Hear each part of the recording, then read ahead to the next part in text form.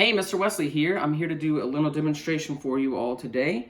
It'll teach us two things. Number one, why we use soap when we wash our hands. Very important right now. And number two, it'll teach us about one of water's unique characteristics called surface tension. So here are the materials that you need to do the demonstration. That's just some dish soap on a saucer. You can use any soap really though. There's some water poured on a plate. I have some ground pepper in that. And then there is my handy dandy helper, Wilbert. Wilbert is not necessary for your demonstration, but I'm going to use him to teach you something in a moment.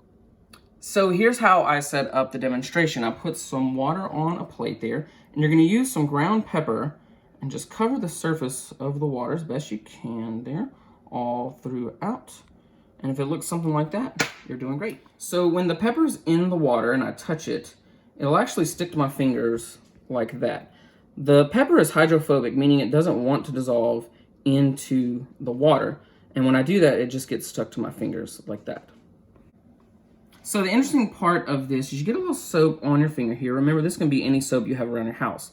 And remember, the last time I touched it, the pepper actually stuck to my fingers. But with that soap on my finger, watch what happens here. And the pepper moves away to the sides of the plate. This soap can actually break the surface tension on that water, and when the surface tension breaks, the pepper zooms away with it. So here's why that pepper did what it just did. Water, because of one of its unique properties, has a very strong surface tension. The particles of the water want to stay together. And I can demonstrate that by filling Wilbert all the way up. And if you can see in the camera, Wilbert is actually filled up above the edge of the side of the cup, but the water is not spilling over. Now, of course, if you filled it up too much, it would eventually spill over. But if you do it gently enough, you can get on the side. You can see that the water is definitely above the rim of the cup, but it's not spilling over because those particles are sticking together and creating surface tension. When you touch the soap to that water, it breaks the surface tension of the water, the pepper zooms away, and that is why it does what it did.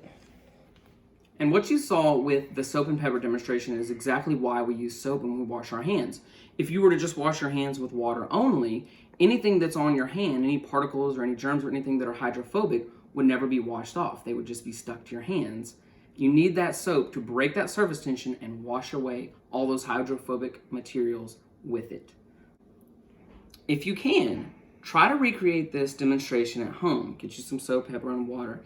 And if you really can, video it, put it into the comments down below, and I'll make sure that Miss Williams gets you some house points for recreating this.